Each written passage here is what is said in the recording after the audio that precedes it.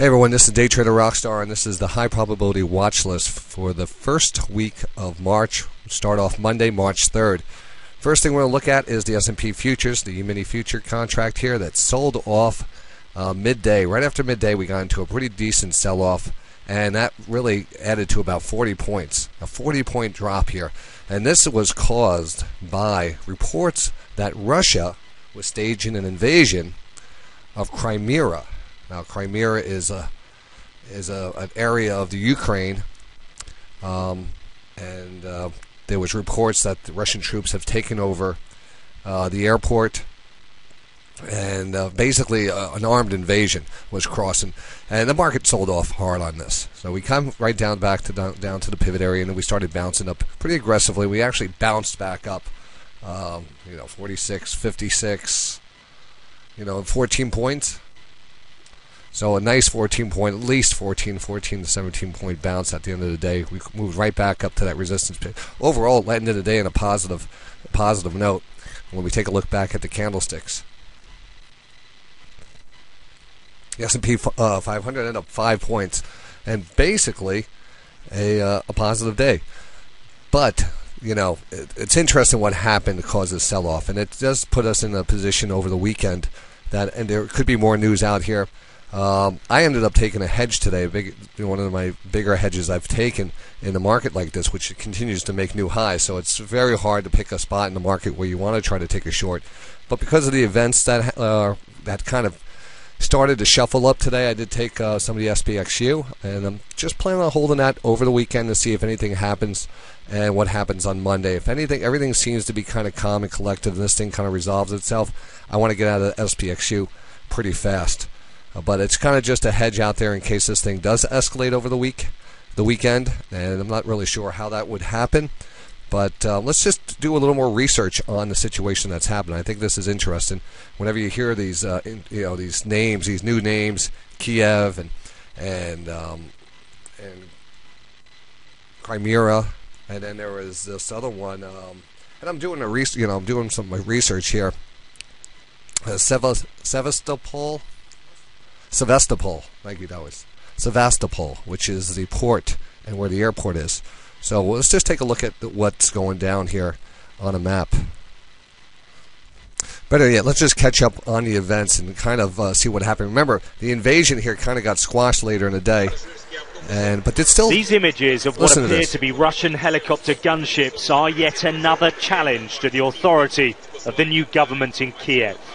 They were spotted flying low and fast towards a military base near Sevastopol.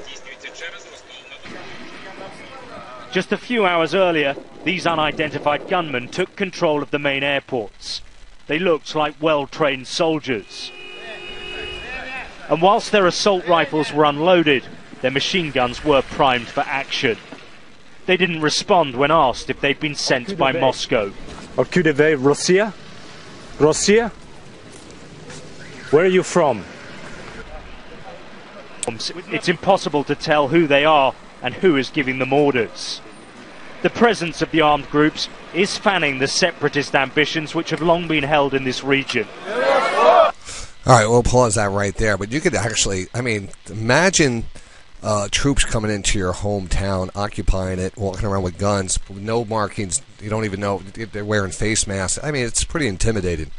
And you're kind of just left there. I just think that, it's still a volatile situation, and anything can happen. There was some further progress here to kind of resolve what's happening here. And it seems like, when they accused Russia of invading, Russia came back. Russian Foreign Ministry came back and said that basically they weren't. They were under. They were in accordance with the basic Russian-Ukrainian agreement of the Black Sea Fleet. Meanwhile, Russian Black Sea Fleet press service dismissed reports that Russian troops were blocking the airport, and no units of the Black Sea Fleet were deployed in the area of Belbek Airport, or did they take up any part of blocking it, in a statement from the fleet's press service reads. So this is all playing out now, and this will play out over the weekend, and it kind of leaves us so open for Monday. But we got to continue to understand that the market has been very strong and continues to look pretty good. So I also want to take a look at the the map here and kind of update us on what we're looking at on the map. Here we are. So here is, I'm going to zoom out a little bit more and zoom out and move it over here. There's a pretty big picture. I'm going to zoom out a little bit more. Here's the Ukraine. This is where we're dealing. This is where all this action is going. Russia is bordering it on the east. And then down here is the Sevastopol is where those troops came in. And this is where Crimea is. This is this island peninsula area, this whole area. And here's the port over here. So, you know, it's kind of, this is playing out over the weekend. We'll see how it plays out. Black Sea. It's interesting to learn these areas also. So maybe we'll find out more about this area coming forward. But let's get into the stock market now, and let's take a look at some good setups. All right.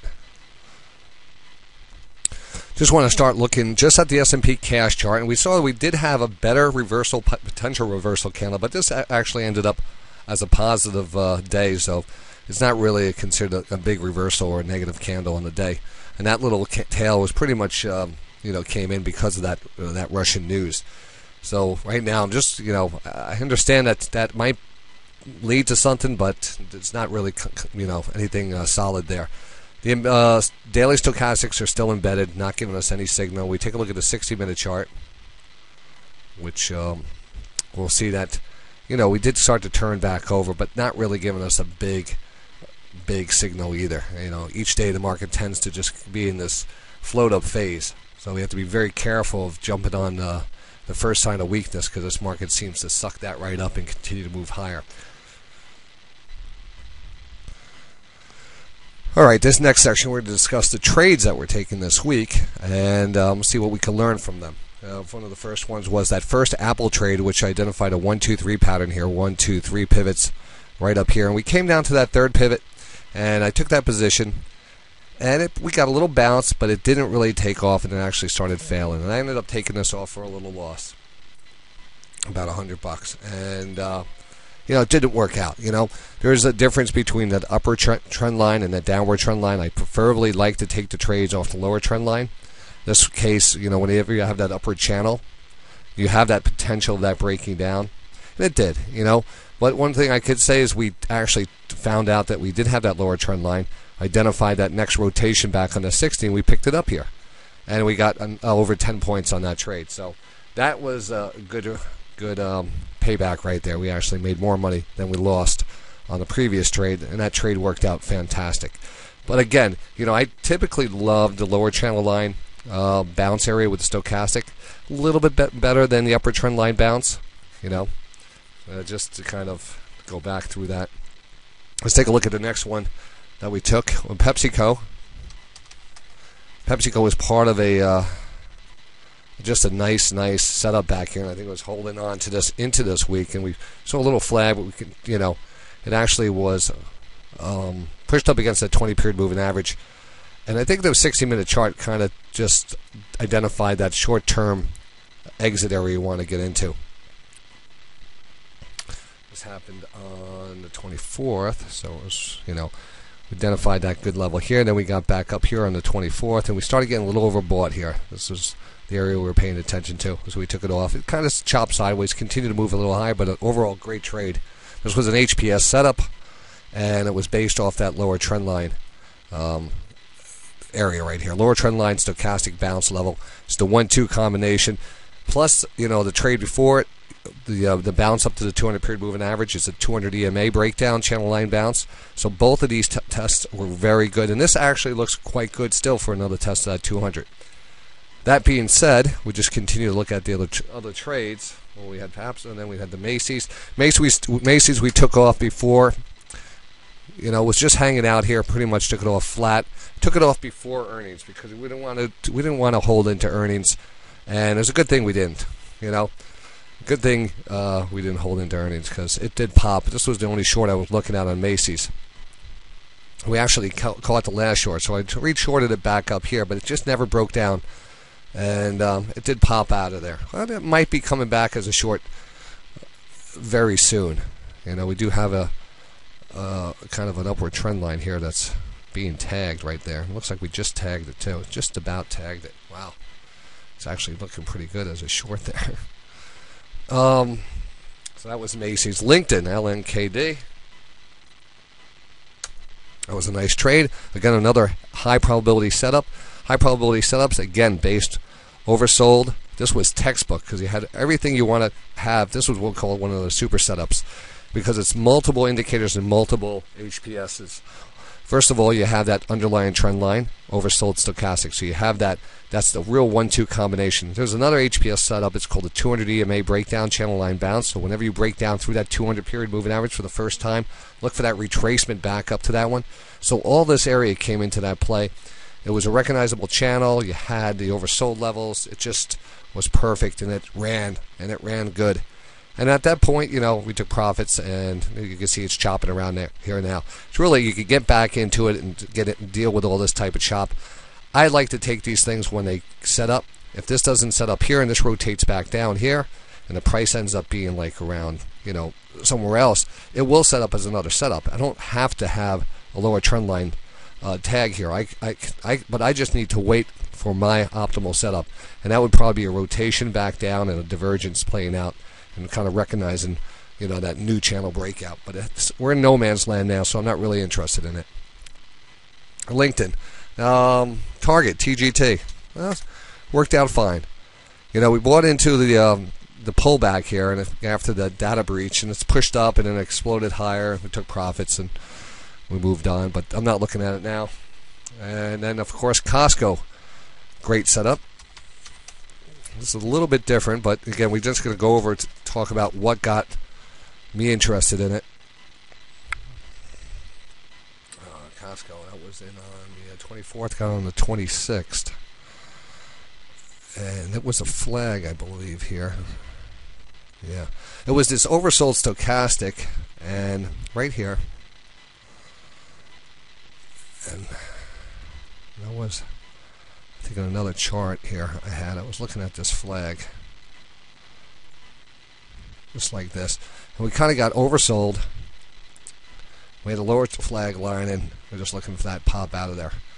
So that's how that worked out. And that worked out pretty good. Again, always want to have that, you know, if you're going to go long, you might as well have the 60 minutes setting up properly. Why would you want to get it up here and kind of take a long here while you've been, you know, you're giving up all that momentum and all that thing. But if you get that crossover, at least you know that the market's in a rhythm, and you got to pull back, and you can recognize distance in channels.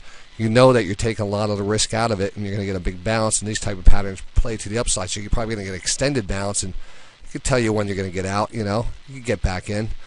But these are the important levels to recognize. You know. So we recognize that on the 60-minute chart. And that breaks everything down. And, you know, we might say, well, daily, Jesus, it's taking me forever to get into Costco again because I'm not getting those good setups. One back in October, maybe there was one in December, and then one here in January. Well, that's 60-minute chart. You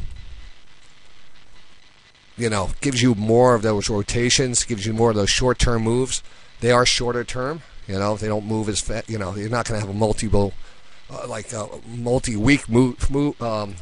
run in it without getting a pullback. But on a 60-minute chart, you can definitely see there's definitely multiple day setups, and these setups come around much faster. Instead of waiting months for a setup, you're only looking at a setup coming every week or so. And if you're looking at enough different quality names, these are always rotating. So you might have a good setup on Boeing next week versus Costco this week, or then PepsiCo is going to come back down. Now we just put a note on my desk saying the Costco earnings are on Thursday before the market. So next Thursday, Costco coming out with earnings. So that's also another thing we have to pay attention to. Here's Cabela. Cabela's, you know, we picked up a Cabela. As it gapped down in a couple days, we figure it's going to break back higher. This is a very good stock, so when you do get a smackdown like this, you are going to look for that move back up. We got the move back up when we took profits. No longer in it. And, you know, not really making a call on this right now. Need a better pattern, you know. Want to see something play out here. I don't care if it even goes back down and gives us that, but we need to have something setting up. Workday. This is an earnings play. If you held into earnings, you did well. I ended up getting back into it today on the pullback. And, it's just a decent pullback. Look at that. Wow. That was a good one. And then, of course, the ATK. That one I got out of. And just not familiar. I like the flag in it. We actually called this one as a breakout play on Monday. This was like the best bet. And we did get that big breakout. Moved up about 6 points. And then the next day, or the pullback, I got back in, and it kind of slipped away there. Haven't really been seeing any positive action on it, so I took it off. And it's still, you know what, the flag is still there. Everything is still there. Just, probably just not familiar with the company as much as I am familiar with the other stocks I trade. This was a flag that I recognized, but Aligned Tech Systems and never really traded before. Apple, again, we got back into that. We talked about the Apple trade, and then, of course, the Baidu trade, BIDU. That was a scalp today. So, and the scalp was just pretty much, let's see how we identified that scalp today. It was just a fast pullback for a buck. And I was looking at the recent lows. Let's see, here we go. That's basically, we were just looking at a level back here. Actually picked this one up perfectly. Perfect pickup here. Got $1 out of it, moved on. It did sell off a little bit more. But I can tell you right now that 5-minute chart is starting to shape up a little bit better. Here's a 60-minute chart.